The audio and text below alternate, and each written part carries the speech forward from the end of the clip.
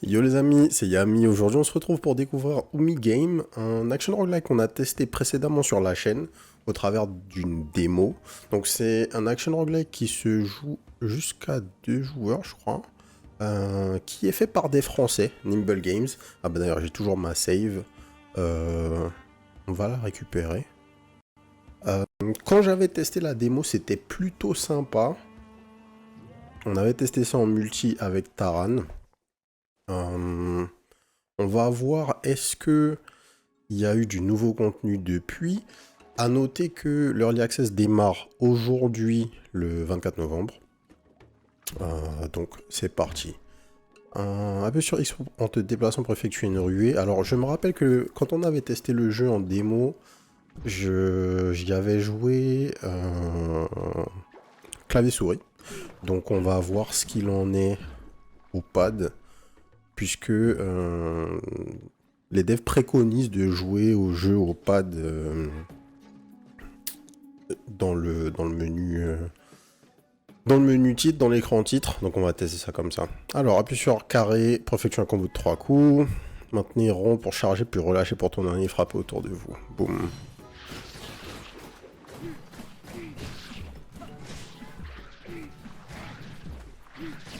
Alors je crois me rappeler que le combo qui existait avec ce personnage était pas du tout le même.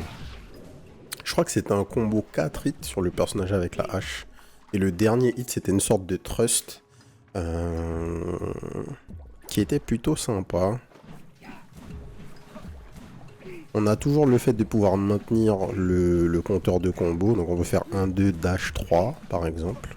C'est pas un twin stick. Donc on vise dans la direction dans laquelle on regarde. Et on ne peut pas du coup se déplacer et taper dans une autre direction. Je pense que ça c'est un truc qui va quand même faire que le jeu va être plus intéressant clavier-souris. C'est toujours quelque chose qui est mieux, malheureusement. Alors, j'étais en train de zapper les, les dialogues. Vous connaissez déjà l'histoire.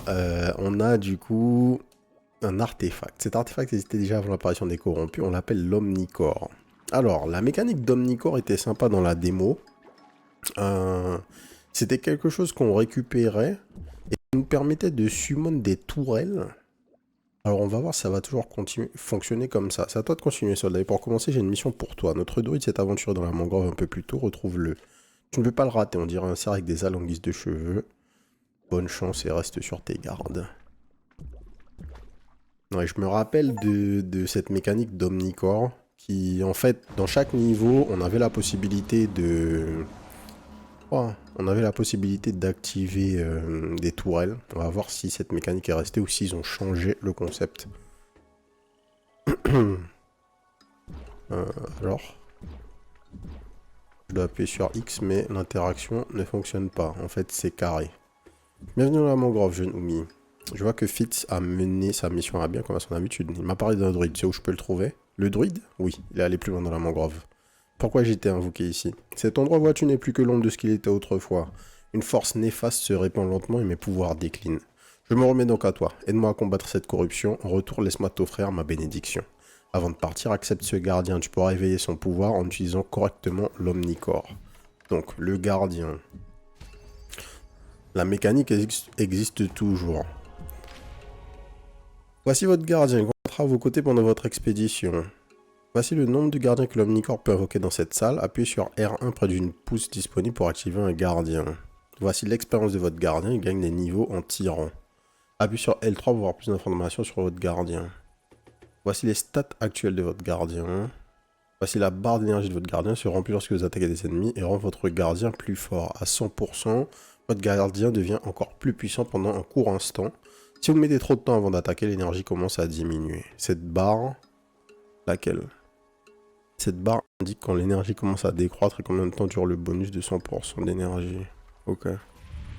Donc, vous voyez, on a des pouces. On les active. Et du coup, on a une tourelle en fait. Vous voyez, vous pouvez voir les projos partir de notre gardien. Donc en fait, on a cet Omnicore qui est au-dessus de notre tête là. À partir du moment où on l'a chargé entièrement, on peut summon une pousse. Enfin, summon notre gardien en faisant R1 à proximité de la pousse. Mais il faut qu'on reste dans la zone qui est indiquée par le cercle vert qui est fait avec le gardien au son centre. Il faut qu'on reste dans cette zone pour que le gardien soit actif et tape. Alors, il a level up du coup. Choisissez une amélioration de gardien. Chapi gagne 68 de dégâts. Chapi gagne 10% de vitesse d'attaque.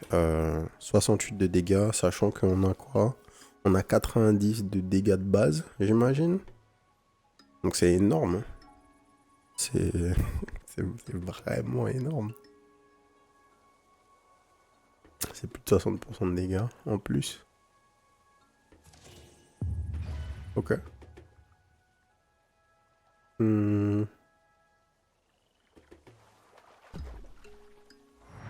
Ouais, c'est écrit. Du coup, on a l'icône de la croix, mais en fait, on interagit avec carré. J'ai un pad PS5 dans les mains. Alors, prochaine récompense. On a un scroll ou des PV. On va aller prendre les PV.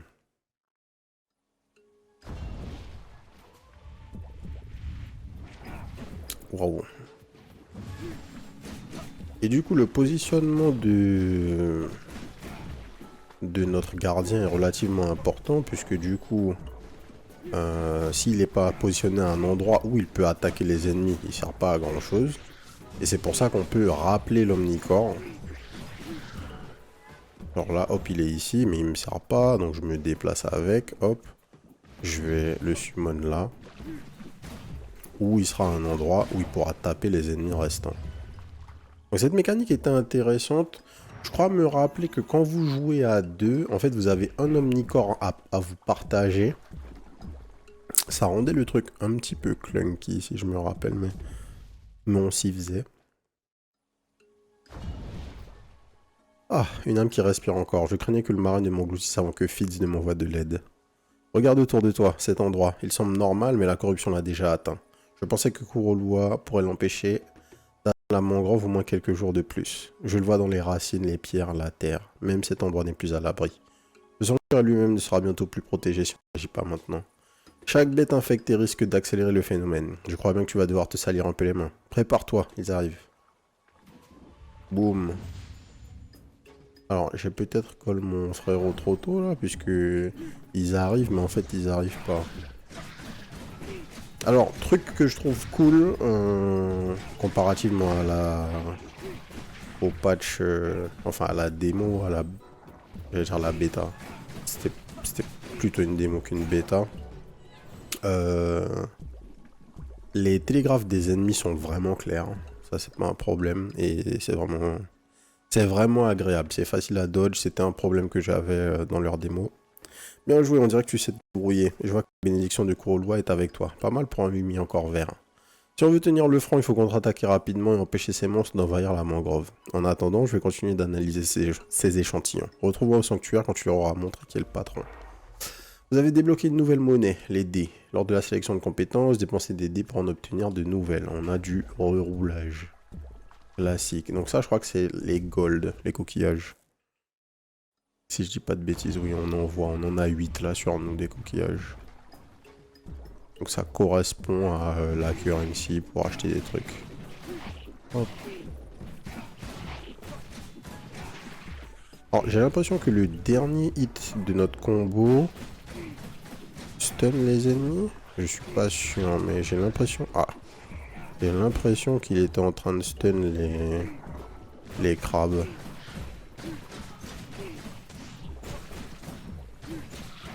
Alors, c'est peut-être plus simple à utiliser. Chapi gagne les dégâts, 11% de coups critiques. Il a pas du tout de crit de chance, donc ça peut être cool. Je vais dire, c'était peut-être plus compliqué à utiliser. L'ancien combo du personnage, qui était du coup, comme je vous dis, un combo 4 hits, qui introduisait une mécanique où tu pouvais bouger. Donc peut-être qu'ils ont retiré ça parce que les joueurs trouvaient ça plus difficile à gérer. Mais je trouve que c'était peut-être plus intéressant. Alors, là, j'arrive pas... Ah oui, il faut utiliser les gâchettes. Donc, une compétence. Les scrolls, ce sont des compétences. Frappe hémorragique. L'attaque principale fait des saignements, se cumulant jusqu'à 5 fois pendant 5 secondes. 32 dégâts par stack. Et tu peux mettre 5 stacks. Plus 5 d'armure. Entrer dans la portée du gardien actif, projette un bouclier toutes les 5 secondes qui régénère 1 d'armure ou augmente les PV max de 10. On va prendre le bleed.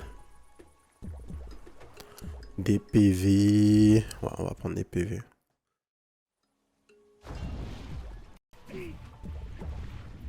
Je me rappelle que le premier boss fight était plutôt cool.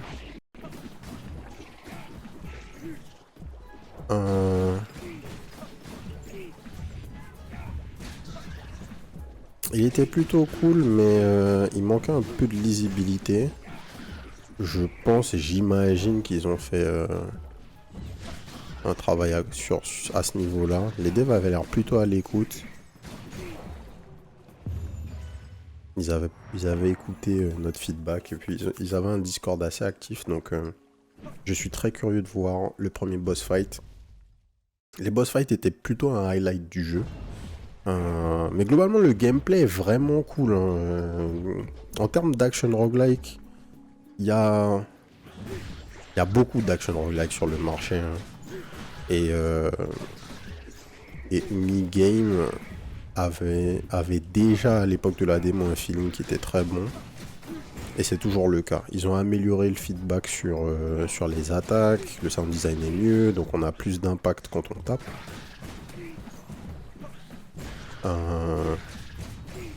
Après, effectivement, on a juste notre combo principal. En combo 3 hits.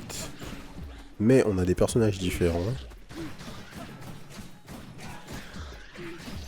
Qu'on aura très certainement l'occasion de tester dans cette vidéo. Et vous allez voir, leur gameplay apporte pas mal de rejouabilité, je trouve. Alors, 9,5% de crit de chance. C'est pas mal, on arrive presque à 20%. On est à 20%, pardon. Ensuite, augmentation des PV max. Et c'est l'heure du boss, normalement.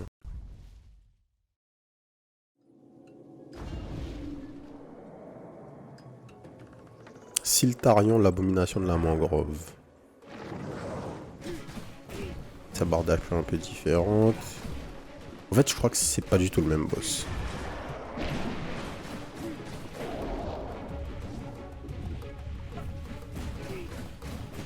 J'ai bien l'impression que c'est pas du tout le même boss. Oh.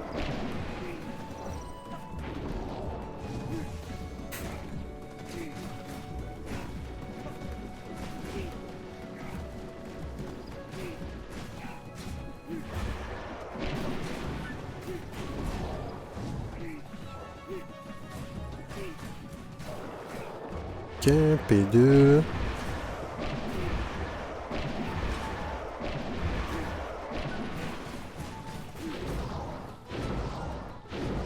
Ah, In, le dernier.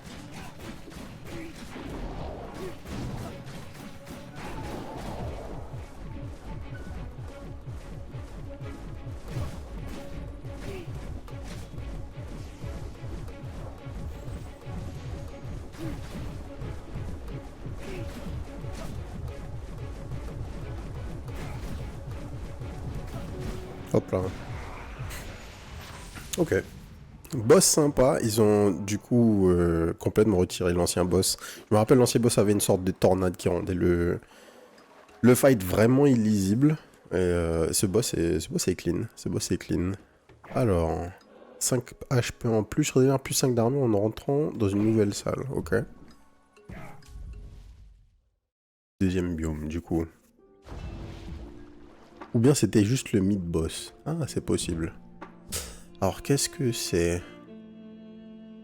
On a des gold et on doit faire une salle avec un fight. Je crois que c'est ça. Hein. On va prendre celui du milieu. Ouais, c'est ça. C'est un combat d'élite et on gagne des gold.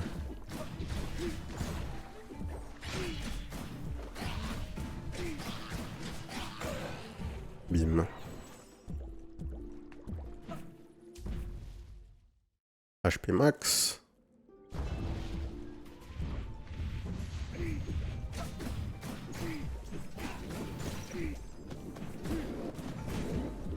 Hop.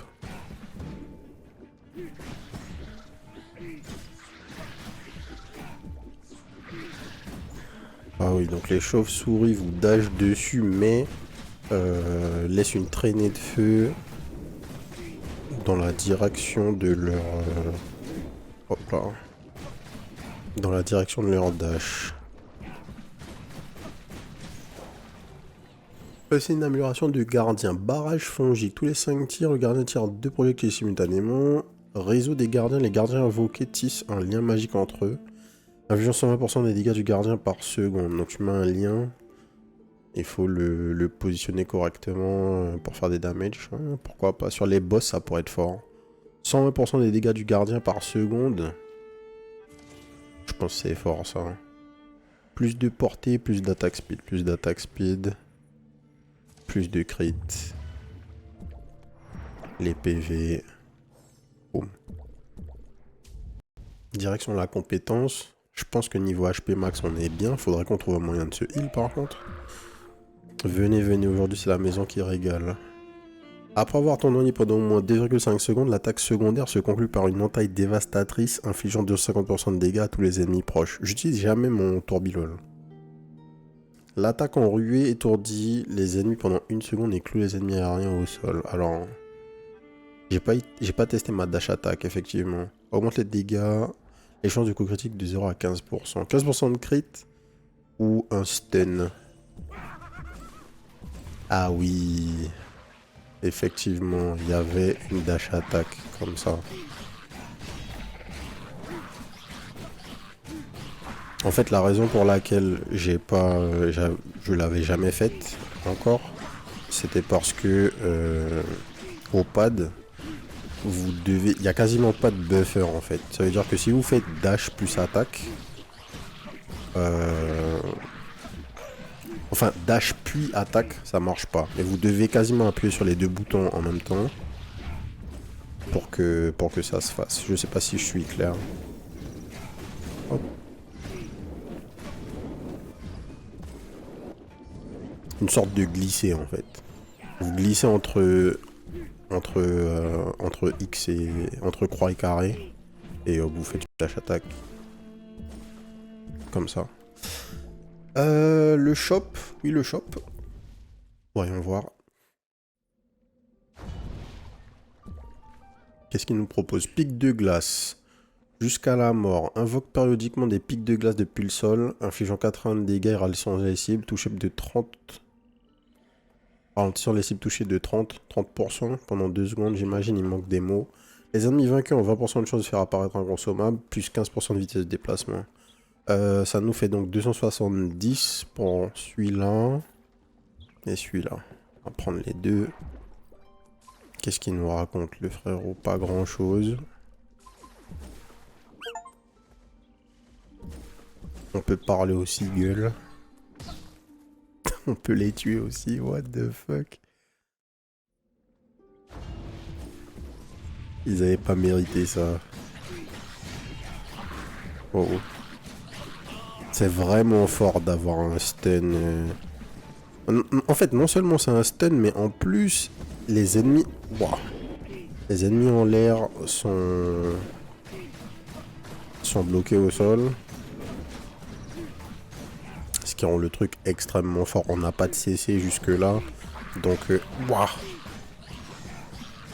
Par contre, on n'a pas de... Comment dire? Le CD du dash, et ça je me rappelle, le CD du dash n'est pas visible. Donc c'est une question de feeling. Et en fait, gaspiller votre dash va vous tuer dans ce jeu. Il n'y a pas d'histoire. Hein. Le dash est une ressource très rare. 160 crit de chance pour le frérot, c'est pas mal. On arrive doucement mais sûrement à 50% de crit. Et on va aller chercher les PV.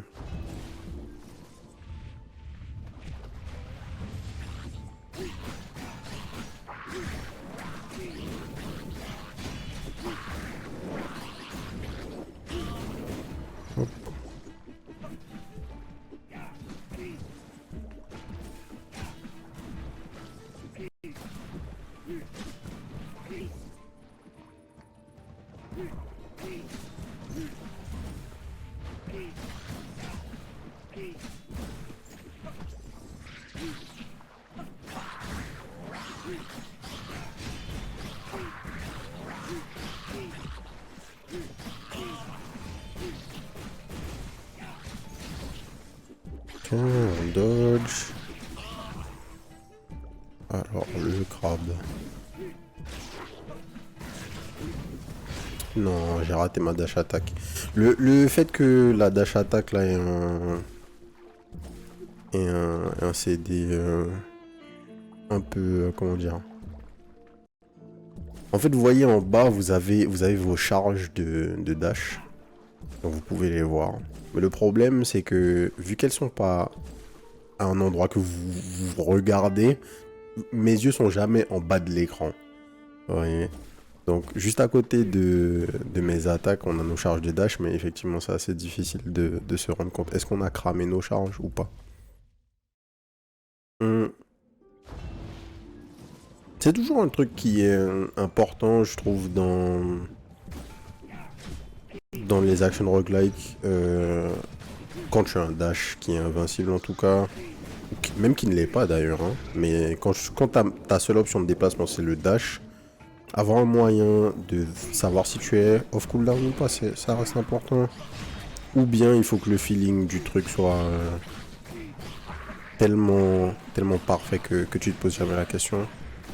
Mais bon, j'imagine qu'au bout de quelques games, on s'y fera.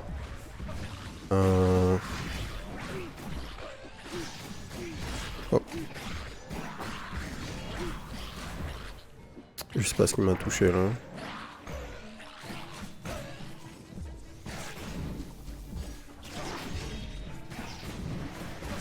Bruh. C'est le fantôme qui m'a touché.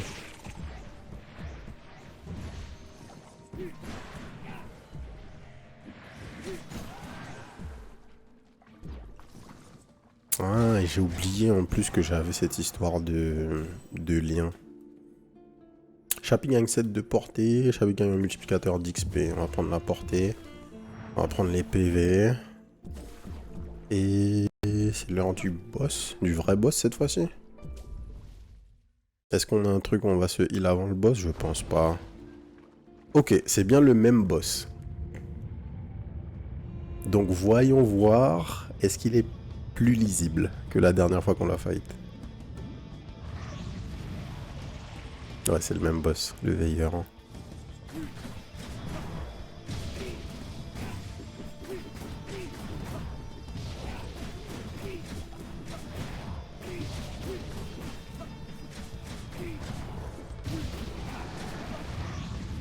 Ouais, genre, du coup là, qu'est-ce qui se passe? C'est son bim. Ouais, non, ça va pas changer, il fait toujours son bim.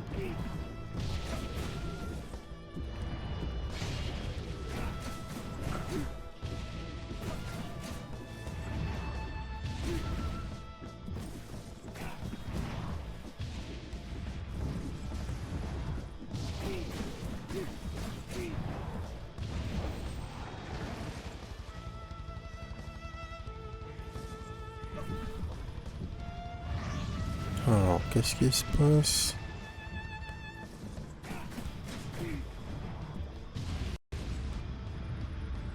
En fait, ce que je trouvais qui était un peu bof avec cette attaque, c'était même pas que... Enfin, c'est pas que c'était dur à lire.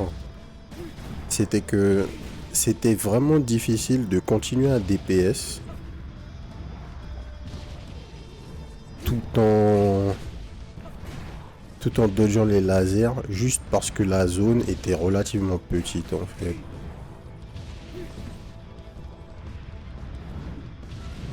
Et je trouvais pas ça particulièrement fun en fait.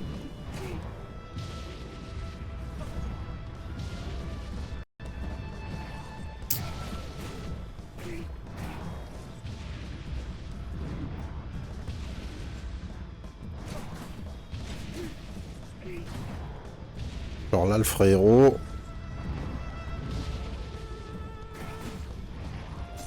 Genre le seul truc qui est chiant c'est que la zone est minuscule, on a le cyclone là qui tourne sur nous. Et juste c'est bizarre quoi, le feeling de ce qu'on te demande de faire par rapport à la taille de la zone est un peu bizarre, mais bon. Rien de grave, le fight est quand même cool. Mais je pensais qu'ils auraient augmenté la taille de cette zone. 117 gold, ouais. On va prendre ça, histoire d'essayer de pas mourir instantanément. Qu'est-ce qui se passe? Où sont les ennemis?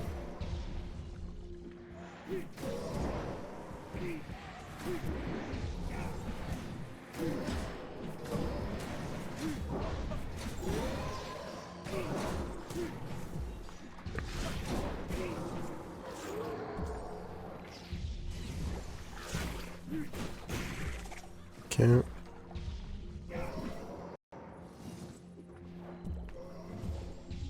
Ce serait cool que le fantôme arrête de fuir. Ça aussi c'est un truc.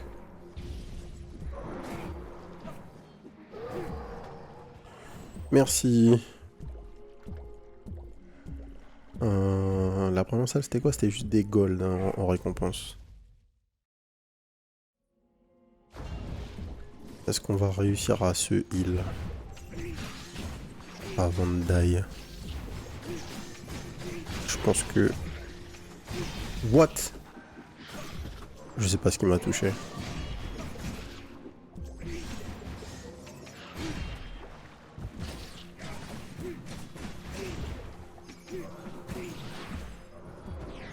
Non. Alors c'est le seul truc qui a pas de télégraphe, ce sont les fantômes. Tu les tapes.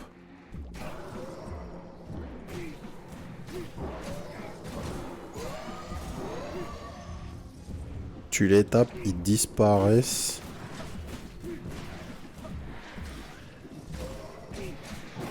Oh.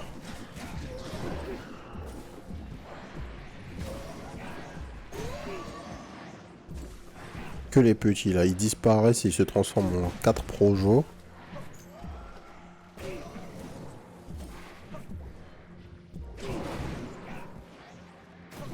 Ce qui du coup est assez dangereux. Hein.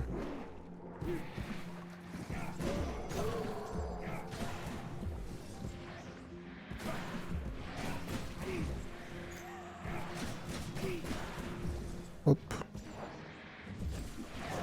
Merci. Réseau de gardiens. Upgrade du lien. Frappe orbitale. Le gardien lance périodiquement 3 missiles sur les ennemis les plus proches, infligeant 100% des dégâts du gardien. Le rang d'explosion augmente avec la portée. Ok. Extra damage. Et des PV. Allez, est-ce que dans le shop, on a du heal? Je dirais pas. Plus une ruée pendant 4 salles. 30% de vitesse de déplacement en se déplaçant près du terrain. Repousse les ennemis proches toutes les 3 secondes. C'est plutôt mid. Hein. On peut reroll pour 50. Il n'y a pas de heal. Il n'y a pas de... Avec notre thune, on peut pas heal. Attention de dégâts. Donne un dé. On va prendre des damages sur les ennemis qu'on stun, mais... Aucune source de heal, c'est un peu chiant ça. Je sais pas si c'était lié à des méta-progressions.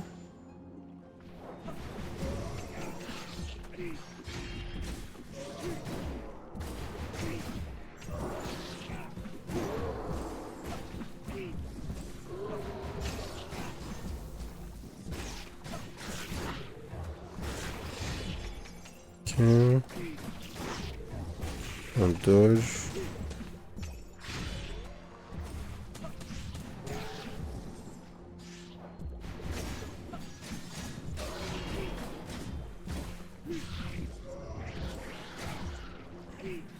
On fait gaffe.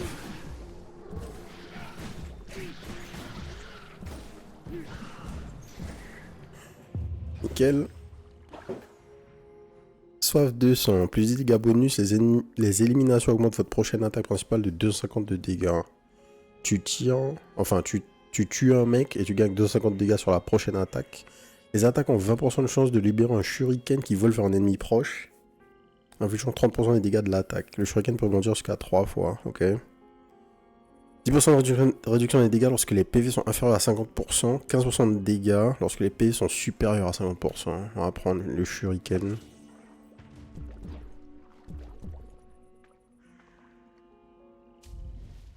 C'est limite l'équivalent d'un chain lightning puisque tu tapes un mec, ça envoie un shuriken qui va rebondir sur lui. Pouah. Genre pourquoi ce truc n'a pas de télégraphe?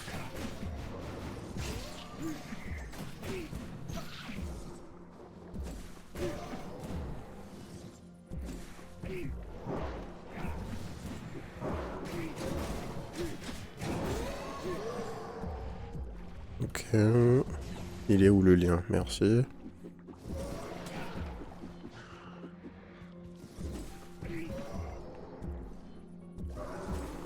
Ouais, ça c'était le truc qui était chiant, je trouvais, c'était que... En fait, je trouve que tu veux jamais avoir à courir derrière les ennemis dans un action roguelike et les fantômes là, juste ils cassent les couilles, en fait. T'es littéralement toujours en train de leur courir après. Ok.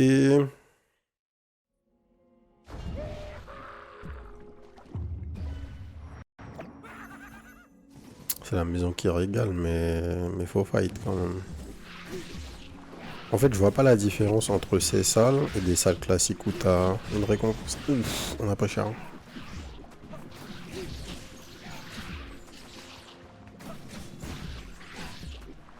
Quand le mec jump pour moi, si je réagis assez vite, je peux normalement faire une dash attack. Je pense.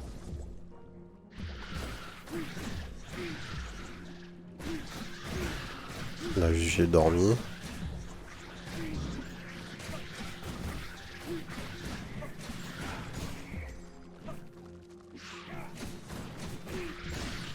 Ouais, c'est ça. Toutes les attaques, on peut sauter. Pendant que le mec est en l'air, tu peux faire ta dash attack et les stun.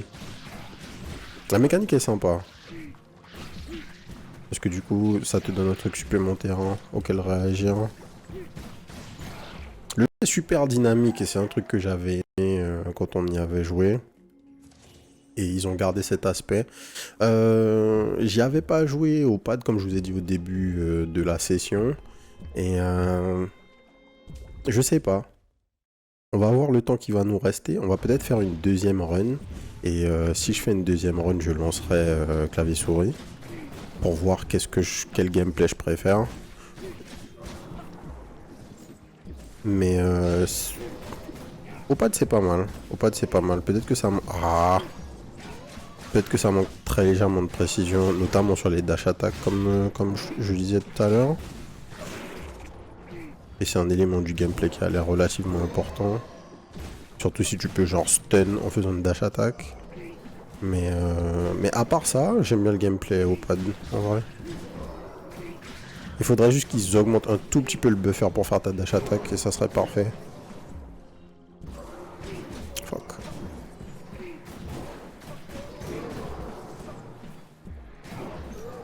Merci. Alors, attaque féroce, augmente les dégâts de l'attaque principale de 10%.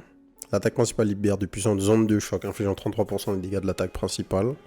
L'attaque principale inflige des saignements. Donc ça, c'est on double les dégâts de notre bleed, ou bien on rajoute des Getsuga à notre attaque. Je pense qu'on va ajouter... Voilà. Et j'en reparle parce que là, on le voit. Les effets de particules sont vraiment cool dans le jeu.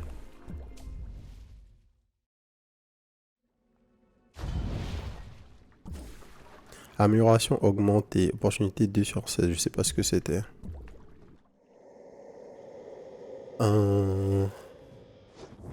Le vrai boss.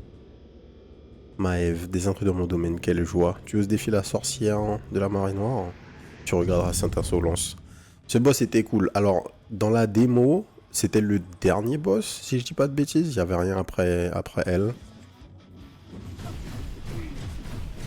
Et le boss était très cool.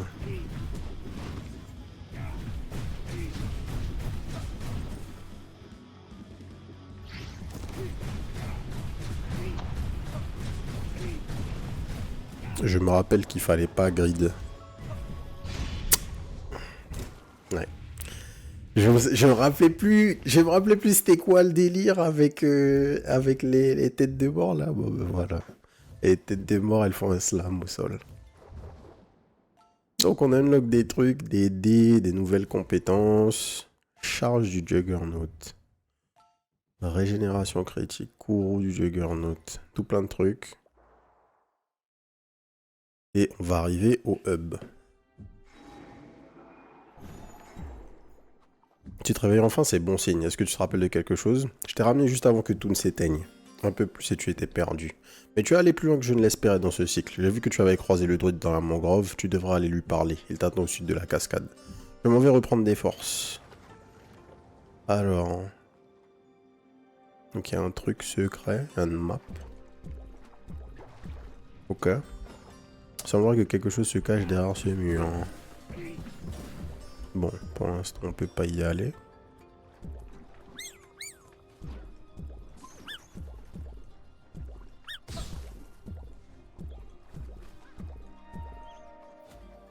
Le druide. On dirait que le marais t'a accordé une nouvelle chance. Mais je dois t'avertir, les éternels qui jadis protégeaient ce marais ont été altérés par la corruption. Ils sont devenus ce que l'on appelle maintenant les corrompus. Le premier corrompu que tu rencontreras barre la route vers ce qui se trouve derrière, nous empêchant de progresser. Par la de l'expédition, affronte-le et montre-moi que tu es digne d'aller au-delà de la mangrove. Localiser le premier corrompu. Mais du coup, en fait, on l'a déjà localisé. On n'était pas censé aller aussi loin, j'imagine. Alors, on a débloqué un perso. Rencontrer Pearl dans la mangrove, acte 1. Et compléter la quête l'amoulation de la mangrove. Battre les veilleurs et parler à Rend dans le brouillard des âmes perdues, acte 2. Pour compléter la quête, vaincre les veilleurs. Bah, du coup, on a tué les veilleurs, mais on n'a pas eu la quête. NP. On va tester Lyra. Ouais.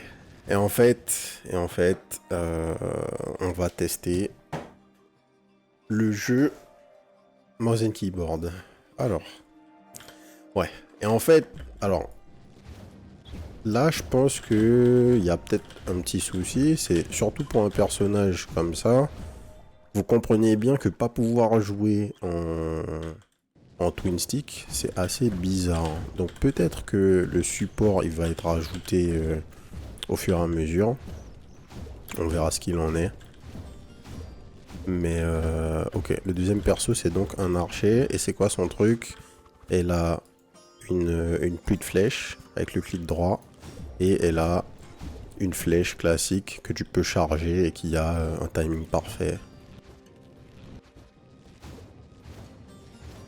J'imagine, ouais. Donc 180 si tu charges juste. 138 si tu charges pas. Et si tu fais ton timing parfait, tu doubles les dégâts. 360. Ok. On va tester ça. C'est parti. Alors, on n'a pas eu de méta-progression. J'imagine qu'il va falloir débloquer un truc avant de pouvoir y accéder. Projette une flamme continue qui accumule de la chaleur sur les ennemis. Lorsqu'ils meurent ou atteignent leur chaleur max, ils explosent, laissant tomber une essence de flamme qui confère un effet de brûlure à l'impact.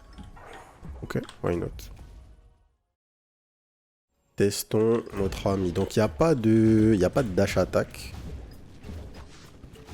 avec le perso à la flèche.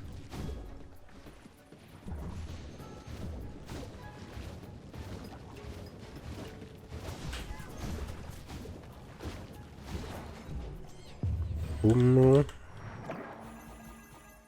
Alors mince, j'aurais plutôt voulu prendre les PV, mais c'est pas grave. On va faire un peu différemment. On va essayer de maximiser les compétences. Prendre un peu plus de risques comme ça. Si jamais on meurt, c'est pas très grave. Ça fera une vidéo pas trop longue. Ce qui est sûr en tout cas, c'est que le jeu est très agréable à jouer. Tir instinctif, 35% de chance de déclencher un projectile en frappant un ennemi avec l'attaque secondaire. Tir hémorragique, l'attaque principale fait bleed. Plus 5 d'armure, ok. Ok, on va prendre tir instinctif. Du gold, des compétences, des compétences. Donc quand on appuie sur la pluie de flèches, la Rain of Arrows, on a 35% de chance on hit de lancer un projo automatique.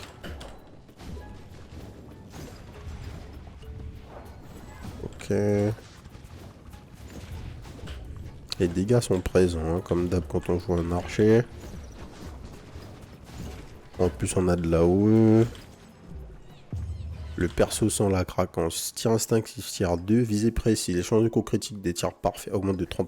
Ça c'est craqué puisque le timing des tirs parfaits est vraiment pas difficile à prendre. Donc on vient de gagner 30% de crit de chance de base sur notre attaque principale quasiment. On va juste faire gaffe. Hein. 540, hein, le tir chargé crit.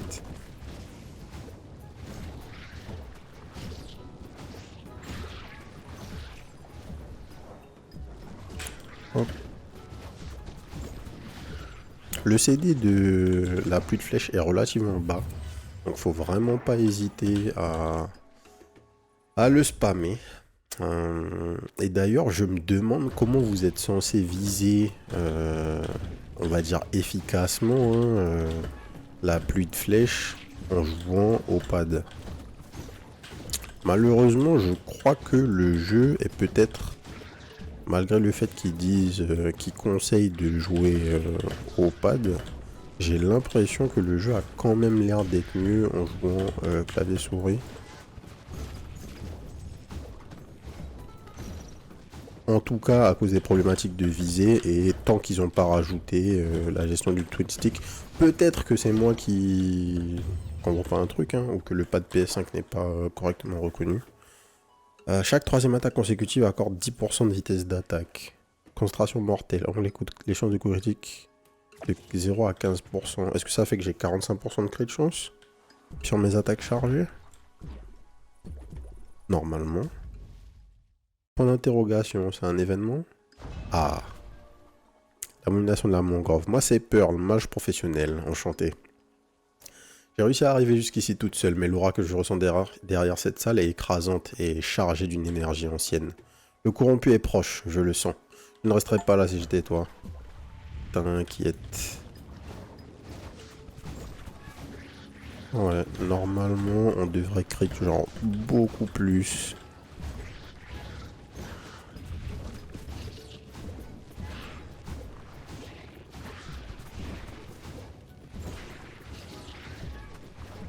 On a de l'auto-aim, même à la souris, qui fait un petit peu snap notre curseur directement sur les ennemis, ce qui est pas plus mal, hein. Ça permet de se focus sur les déplacements qui sont au final le truc le plus important là. Surtout quand vous jouez un perso... Quand vous jouez un perso qui a un arc dans un twin stick, vous n'avez pas envie de devoir être giga précis avec votre visée. Donc c'est plutôt pratique. Extra vitesse d'attaque. Je pense que c'est une mauvaise décision. Je pense que la meilleure chose à faire, c'est sûrement de prendre de l'XP pour votre gardien le plus tôt possible. Ça a l'air d'être le truc le plus logique à faire. Siltarion. En fait, je me demande si le jeu considère que on est dans l'acte 1 là.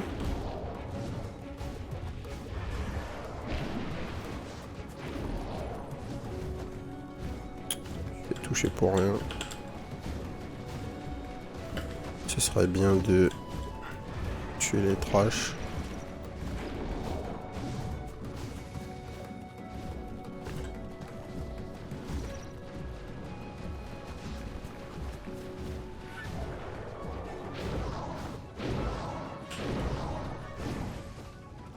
Maintenant on connaît.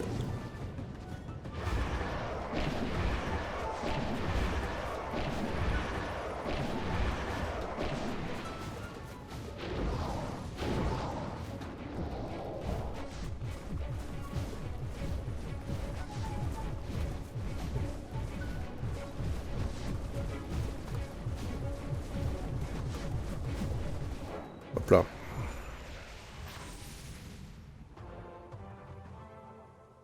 On n'a pas pris trop de dégâts, ça c'est pas mal. 30% de réduction aux dégâts en se positionnant près du terrain. Près des murs, genre. Plus 7 d'armure max. Donc, j'aimerais vraiment qu'on ait un moyen de se heal. Même si c'était une option au travers de faire des dégâts ou faire des crits et se heal, ça serait vraiment fort. Enfin, faire des dégâts et se heal, ça serait peut-être un peu trop fort. Mais ouais. Ah, alors une chose. Je vais stopper, je vais mettre pause vite fait. Flammage, plus de portée, crit de chance, plus de portée. Je vais mettre pause vite fait. Est-ce que on peut modifier notre curseur dans le jeu? Non. Dommage. C'était aussi un des trucs dont j'avais parlé dans la démo. Ça aurait été cool. Ah. J'avais pas pensé à mettre pause encore. Donc si on appuie sur Tab, on a le récapitulatif de ce qu'on a sur nous, nos améliorations. Je m'imagine que ce sont des sortes de reliques, on pourrait dire. Elles ont un level. Survie 4 rencontres avec cette amélioration pour atteindre le niveau 2. D'accord, donc quand tu les as et tu fais des trucs, tu augmentes de level. Ensuite, on a les bénédictions, là. Ensuite, on a un codex avec notre personnage. On a nos stats. Attaque speed, crit chance, réduction de dégâts, chance d'esquive, résistance au poison, distance de la ruée, délai de la ruée, nombre de ruées, vitesse de déplacement, ok. Les gardiens. Les compétences générales. Compétences des personnages, c'est celles qu'on a eues en fait. Donc ça c'est une sorte de codex qu'on peut accéder. Auquel on peut accéder pendant la game. Pareil pour les améliorations, les objets, les consommables. Et on a nos objectifs. Ok.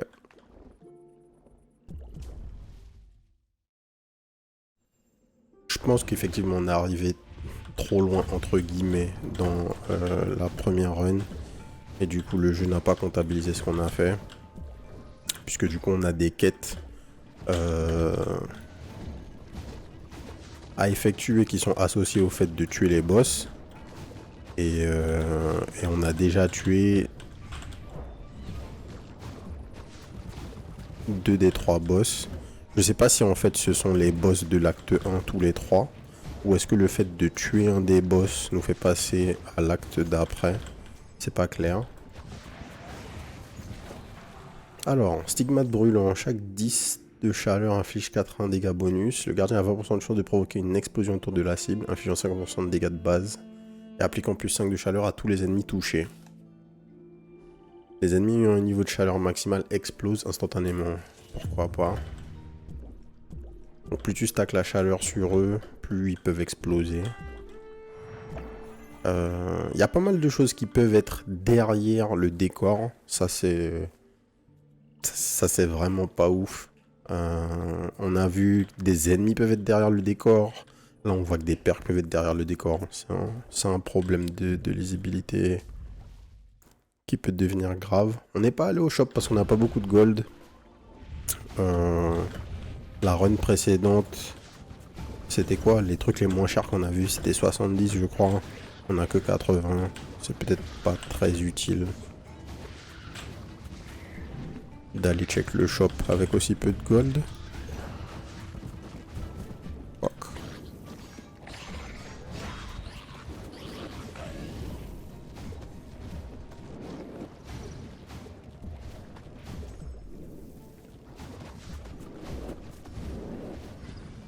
Ok.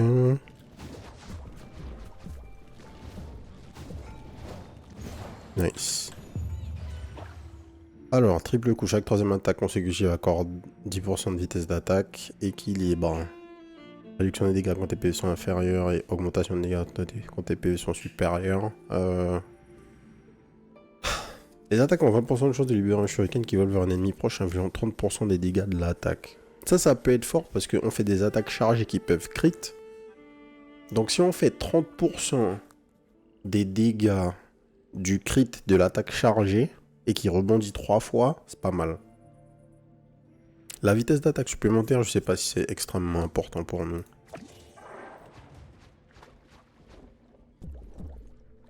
Puisqu'on est autour de...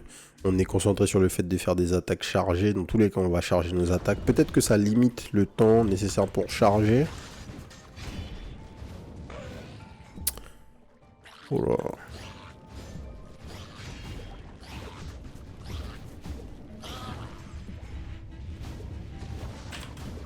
Oh.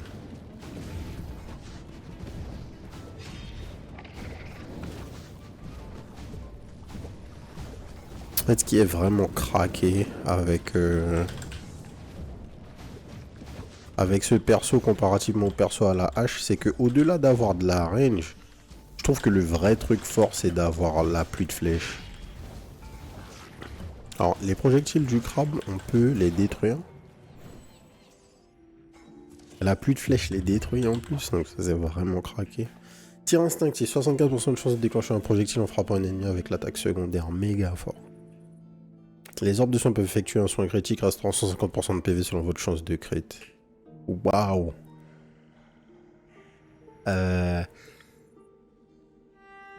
Normalement, on devrait prendre ça. Hein. Parce qu'on n'a pas vraiment besoin de dégâts. Mais on va prendre ça. Évidemment qu'on va prendre ça. Comment ça, 75% de chance? Wow.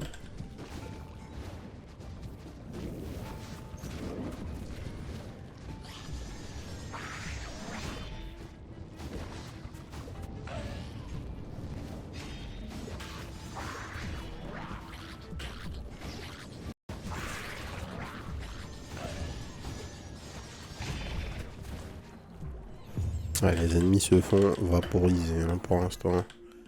PV, compétence PV, je pense. Je pense que pour l'instant on est globalement safe. On va essayer de rester comme ça.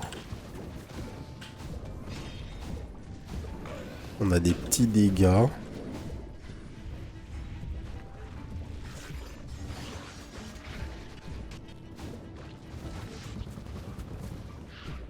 On n'a pas à se plaindre.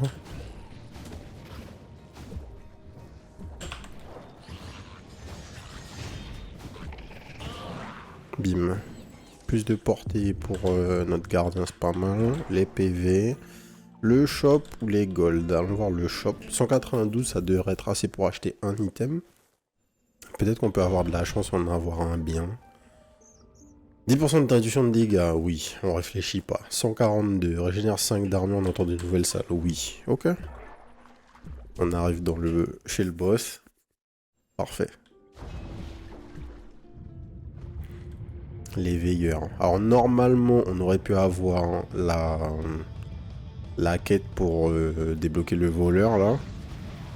Puisqu'il parlait de tuer les veilleurs. Mais, comme on a vu... Le souci là avec la mécanique, c'est qu'on peut pas en fait activer plusieurs trucs en même temps, malheureusement.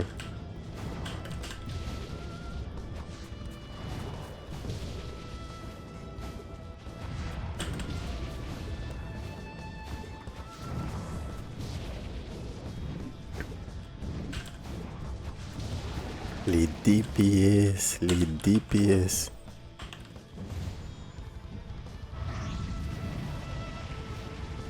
Donc là, l'enjeu, c'est d'essayer de pas perdre trop de vie. Voilà, il suffisait de le dire pour perdre un max de vie.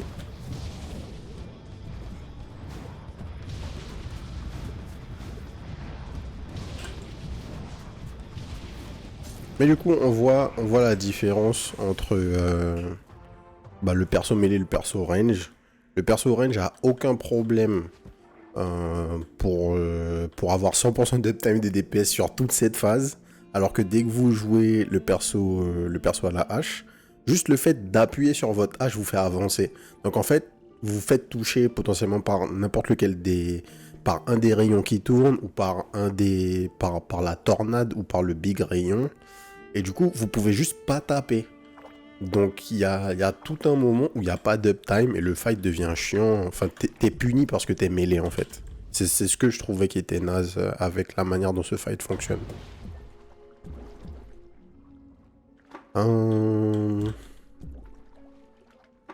Alors que vraiment t'as aucun problème à le gérer quand t'es reine, je crois. Ce qui est dommage.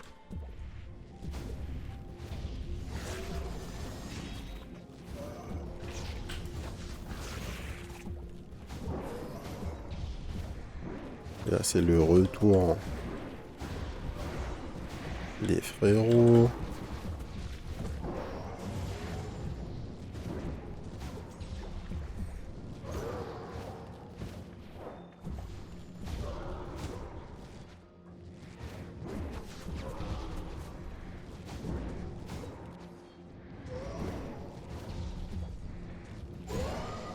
Yeah.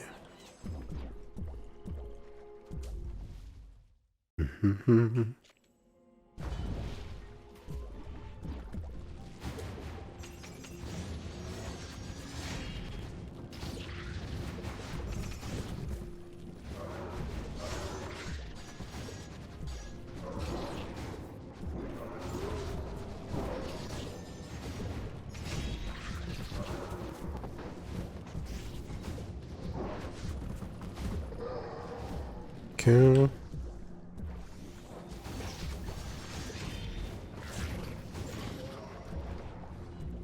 Il reste un fantôme, évidemment.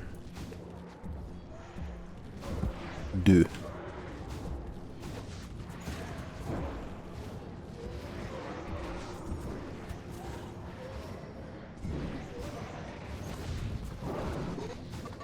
Wow.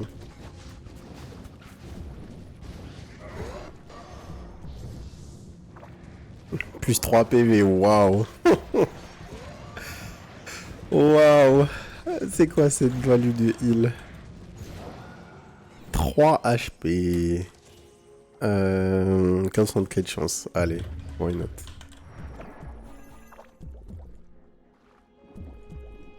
Tes 3 HP c'est mieux que rien, on va dire ça.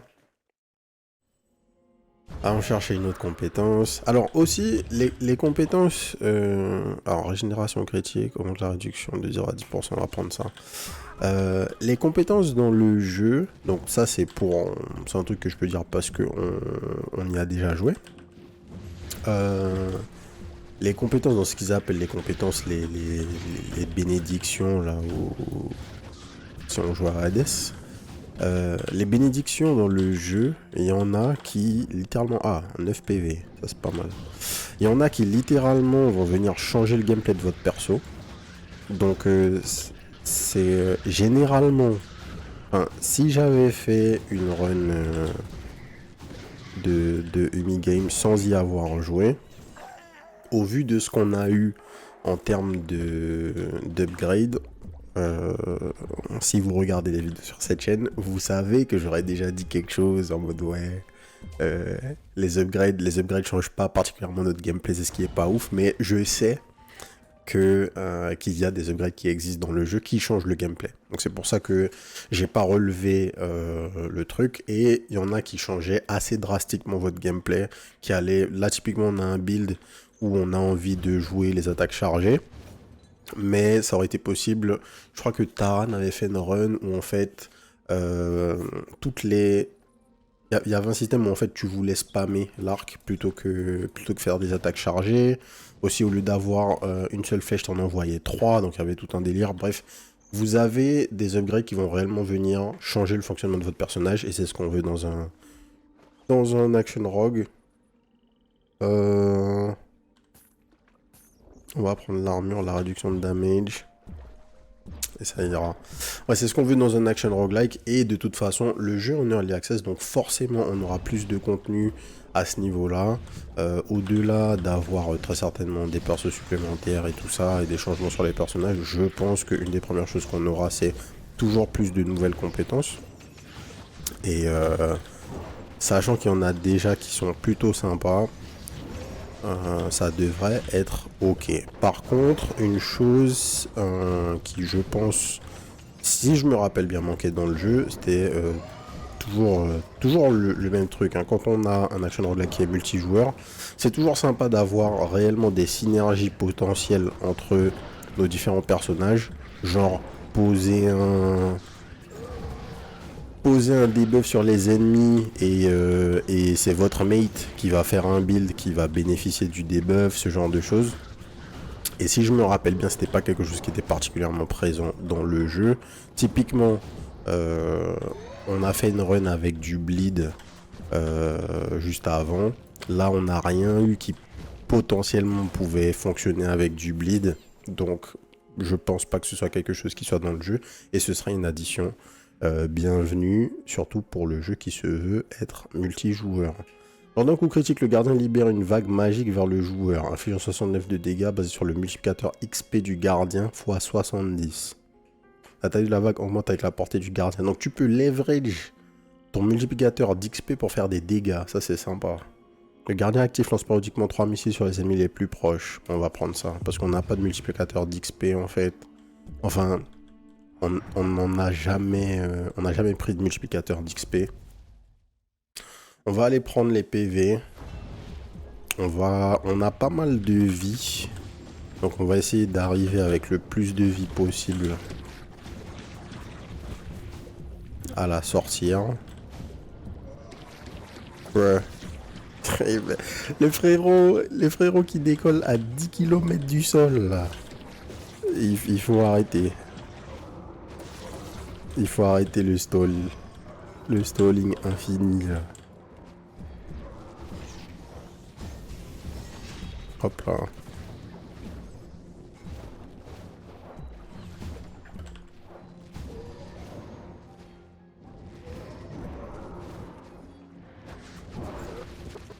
Okay.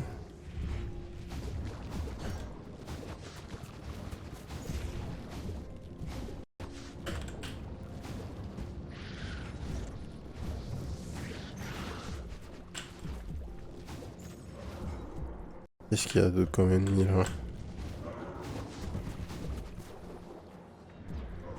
Et où notre ami? Là.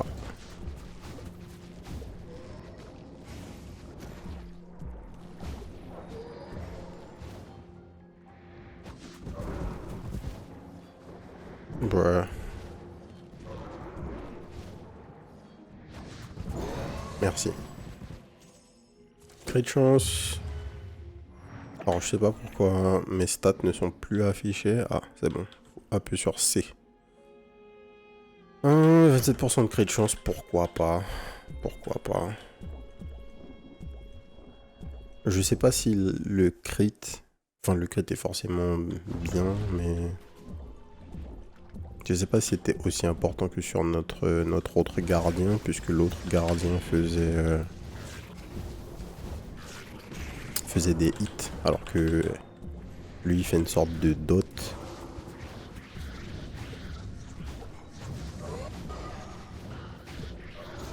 Si je dis pas de bêtises, hein.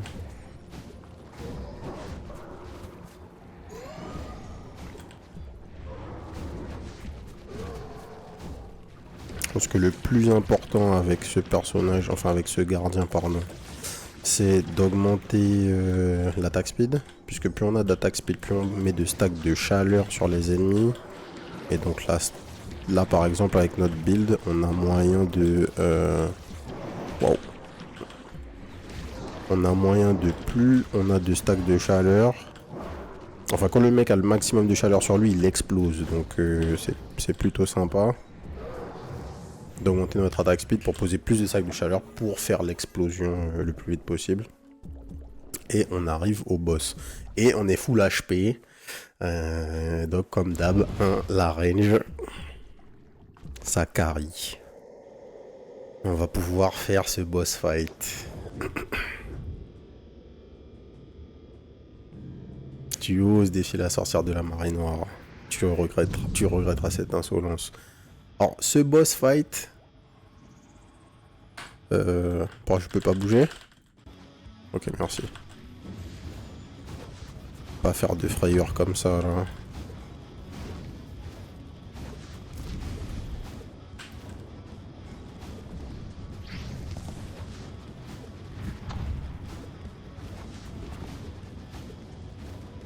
Donc faut se rappeler.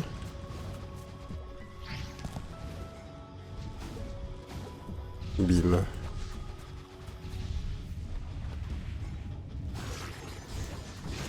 Faut vraiment pas s'énerver avec son dash en fait, parce que on en a besoin et faut react. Si on se fait catch sans dash dans le fight, on meurt. Enfin on meurt. On prend un slam. Et peut-être qu'on n'a pas envie de prendre des slams. Alors là faut qu'on tue les trash parce qu'on va avoir des problèmes sinon je pense. Ah ouais, toujours plus.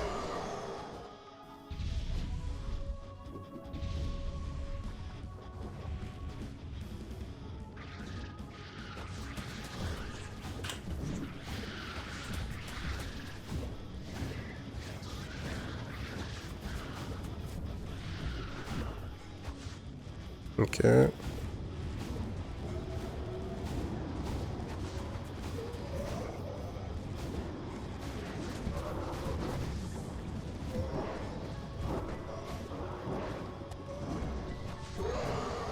Ok.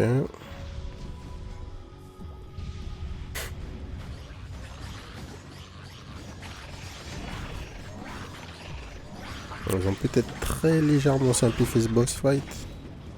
Ou la P3, où les vraies choses commencent en P2, P3.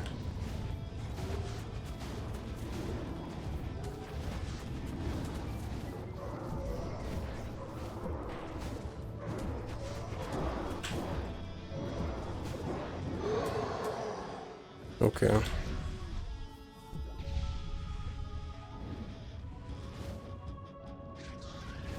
On a encore des trash. Bruh.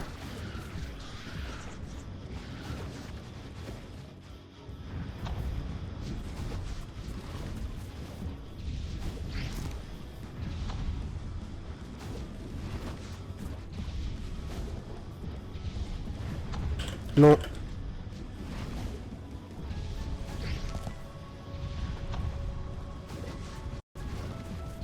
Non.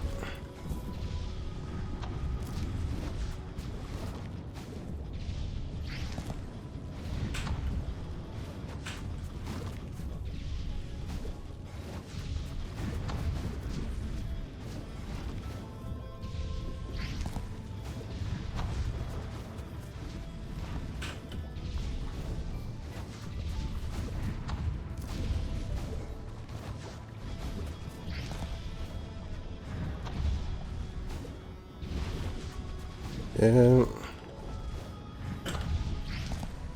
Ça a l'air notablement plus compliqué en mêlée, hein, ça. On va pas se mentir.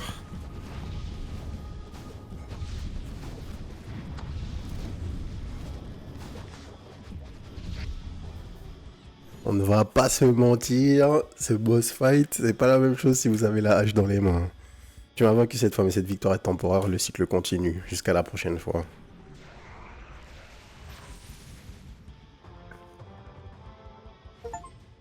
Ok. Bon, bah du coup, c'est bien ça. Y a pas de boss supplémentaire ou d'acte supplémentaire. Sauf si, une fois qu'on a fini notre première run, il se passe quelque chose. On va voir.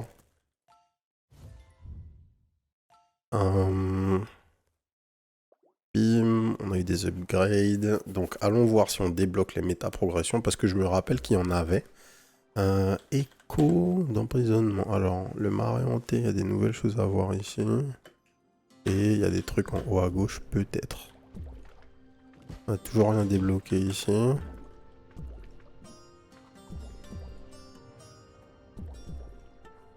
Et le frérot. Il veut pas nous parler. Il a rien à nous dire. Ok. On a débloqué ce gardien. On a débloqué la mage. Qui a un bim. Et on n'a rien débloqué d'autre. Ok. Alors, je suis persuadé. Battre les veilleurs par la arène dans le boire des âmes. On a fini la quête. Et normalement, on est censé avoir quelque chose de nouveau à ce moment-là. Mais bref, peut-être qu'il faut qu'on fasse une run supplémentaire. En tout cas, on va s'arrêter là. Mais c'est un peu bizarre. Je sais qu'il y avait un système de progression dans le jeu. Donc peut-être qu'il faut qu'on fasse quelque chose de supplémentaire. Peut-être qu'on a un trigger qui s'est pas activé. On est sur la version pour le test en fait du jeu. Donc peut-être qu'il y aura un patch qui va fixer ça. Mais en tout cas, Umi Game, c'est disponible à partir d'aujourd'hui sur Steam. C'est français. En termes de gameplay, je trouve que c'est vraiment legit. Évidemment, il y a des choses qu'on peut améliorer dans le jeu. Je pense que les deux axes d'amélioration principaux qu'on a, c'est... bon, déjà, il va falloir que les runs soient un petit peu plus longues. Il va falloir qu'il y ait des choses un peu à faire. Je trouve que le système de compétences pour faire évoluer votre personnage est sympa. Le système de reliques que vous récupérez dans le shop est plutôt inintéressant pour l'instant. Les effets que vous pouvez récupérer avec ces objets sont pas super. Donc ce serait bien qu'au lieu de nous donner des stats, ils viennent encore une fois essayer de nous permettre d'agrémenter notre build, de faire des trucs un peu spicy pour qu'on ait quelque chose d'un peu plus intéressant. Mais à part ça, il y a des bases plutôt solides. Visuellement, c'est vraiment cool. On avait joué en multi, je sais que c'était bien. Les personnages sont vraiment différents. L'important, ce serait... comme je vous dis, on a des compétences qui nous permettent de changer le fonctionnement des personnages. Ce serait peut-être une bonne idée de... Comment dire, de systématiser la présence de ces compétences dans les runs, un peu comme on voit dans Hades ou dans d'autres action roguelike où on a les marteaux qui apparaissent dans la run, qui sont du coup des moments où vous avez une upgrade qui nécessairement va changer le personnage. Et comme ça, on est sûr qu'à chaque run, on a la possibilité d'avoir ces compétences qui vont venir changer le gameplay, plutôt que d'espérer l'avoir de temps en temps, histoire que on soit sûr de pouvoir mix and match des trucs et puis se dire, ah ok, cette run, quand j'aurai mon marteau, je vais pouvoir prendre ça, donc ce changement de mon gameplay avec tel ou tel perk que je vais récupérer dans la run pour faire tel ou tel build. Enfin, c'est de l'ordre du bon sens, j'ai envie de dire. Dans tous les action roguelike, c'est comme ça et c'est pour une bonne raison. C'est parce qu'il faut qu'on puisse faire évoluer notre gameplay et vraiment faire changer les runs. Mais c'est rien qu'on peut pas changer pendant l'early access. Donc je pense que ils ont une base plutôt solide. Et que ça mérite de garder le jeu à l'œil. Je sais pas à quel prix le jeu va être release sur Steam. Il n'est pas encore au moment où je fais cette vidéo. Mais je pense que c'est un jeu qui vaut le coup. Et à minima, si vous ne le prenez pas tout de suite, rajoutez-le dans votre wishlist. Et quand le jeu sera effectivement 1.0, on refera de toute façon une vidéo sur la chaîne pour vous en informer. Voilà, on va s'arrêter là pour aujourd'hui. Si ça vous a plu, n'oubliez pas de vous abonner à la chaîne. Et surtout de nous rejoindre sur la chaîne Twitch, twitch.tv/les_dozers, du mardi au samedi à partir de 18h30 pour les records en live. Et sur ce, je vous souhaite une bonne soirée. Peace.